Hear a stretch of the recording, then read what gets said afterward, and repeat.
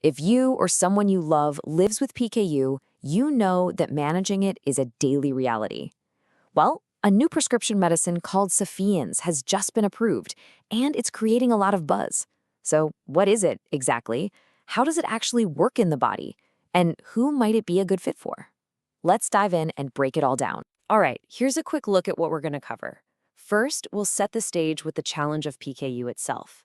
Then, we'll introduce SEPHIENCE, get into the science of how it works, and look at the proof from clinical trials. After that, we'll walk through a practical user's guide, and we'll wrap up with the important safety information you need to know. Okay, so first things first. To understand the solution, we have to understand the problem. And at the absolute core of PKU is a condition called hyperphenylalaninemia. It's a mouthful, I know, but it just means having way too much of something called phenylalanine in your blood. So what is PKU really? Well, you can think of it like this. Your body has a very specific job to do, breaking down an amino acid called phenylalanine, or Phe for short. In most people, an enzyme called PAH acts like a super efficient factory worker, processing Phe with no problem. But with PKU, that factory worker is struggling, and Phe starts to pile up, reaching levels that can cause serious issues. Right, so that's the problem. For years, the big question for scientists has been, how can we help that struggling enzyme do its job better? And that's exactly where SEPHIENCE comes into the story. It represents a whole new approach to tackling that question. SEPHIENCE is what's known as a page activator. So instead of trying to replace that factory worker, the goal here is to give the worker who's already there a powerful new tool.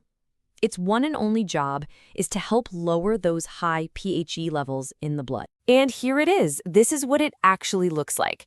It's an oral powder, kind of a yellow-orange color, and it comes in these convenient single-dose packets. You can see it comes in 2 different strengths, which is great because it lets doctors really dial in the precise dose for each person. So, who exactly is this for? Well, it's approved for both adults and kids, even infants as young as 1 month old. But, and this is really important, there are 4 key conditions. First, it's not a replacement for diet. It has to be used with a Phe-restricted diet. Second, it's only for patients whose bodies are proven to be sepiapterin-responsive. And finally, treatment has to be overseen by a doctor who's an expert in managing PKU. Okay, so we know the what and the who. But now for the really cool part, the how. How does this simple-looking powder actually help that struggling enzyme we've been talking about? This is where it gets really clever. Remember our factory worker, the PAH enzyme? Well, SEPHIENCE is like giving that worker a critical helper. You take the drug, which is sepiapterin, and your body turns it into something called BH4. You can think of BH4 as the supercharger or a key that helps the PAH enzyme work way more efficiently.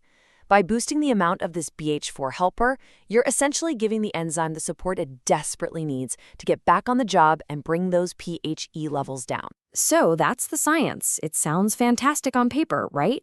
But the real question is, did it actually work when they put it to the test? Let's dig into the clinical trial data and see for ourselves. Let's start with the big takeaway from the European Medicines Agency. After they reviewed all the evidence, their conclusion was pretty clear. They said it was shown to significantly decrease blood levels of phenylalanine and that this is expected to provide meaningful health benefits. That's a huge stamp of approval from a major regulatory body. And this graph, wow, this graph tells the whole story. See that top dashed line? That's the group that got a placebo. As you can see, their Phe levels pretty much stayed high. Now look at that solid line on the bottom. That's the SEPHIENCE group. You see that immediate dramatic drop in Phe levels? And it stays down. That growing space between the 2 lines is everything. It's the visual proof of the drug's impact. So, just how big was that drop? In hard numbers. In the main trial, patients on SEPHIENCE saw their Phe levels fall by an average of almost 63% from where they started. That is a massive, massive change. And if you want to see that difference in the simplest way possible, check out this bar chart. It's night and day. On the right, you've got the placebo group. Their pH levels actually went up a tiny bit. And on the left, the SEPHIENCE group with that huge 63% drop. The results really speak for themselves. Okay, so the results are clearly impressive. Let's make a shift now from the clinical trial to the real world. How is SEPHIENCE actually taken day to day? What does it look like for a patient or a parent? The routine was designed to be pretty simple. It's a once-a-day medicine, and it's important to take it with food, which helps your body absorb it. The dose isn't one size fits all, though. Your doctor will figure out the exact right amount based on things like age and weight. Now, this is a crucial detail to get right. How you prepare it actually depends on the dose. For smaller doses, under 1,000 milligrams, you'll mix the powder with some water or apple juice and then use an oral syringe to get the exact measurement. For larger doses, it's even simpler. You just mix all the powder from the packet or packets into liquid or a soft food like applesauce or jam, and then consume the whole thing. And as you can see from these pictures, the process itself is very straightforward. You just empty the powder into a cup or a bowl, add your liquid or food, and give it a good stir for about 30 to 60 seconds until it's all mixed together. The idea was to make it a simple part of a daily routine. Now, for any new treatment, it's absolutely critical that we talk about safety. To get the complete picture, you have to understand the potential risks. So let's cover the key warnings and the most common side effects that came up in the trials. All right, the first major one is a serious warning from the FDA about an increased risk of bleeding. This means it's really important to be on the lookout for things like bruising more easily than normal, or if a cut seems to bleed for too long. If you see any signs like that, you need to tell your doctor right away. The second serious warning is, kind of ironically, a direct result of the drug working so well. Phe levels can sometimes drop too low.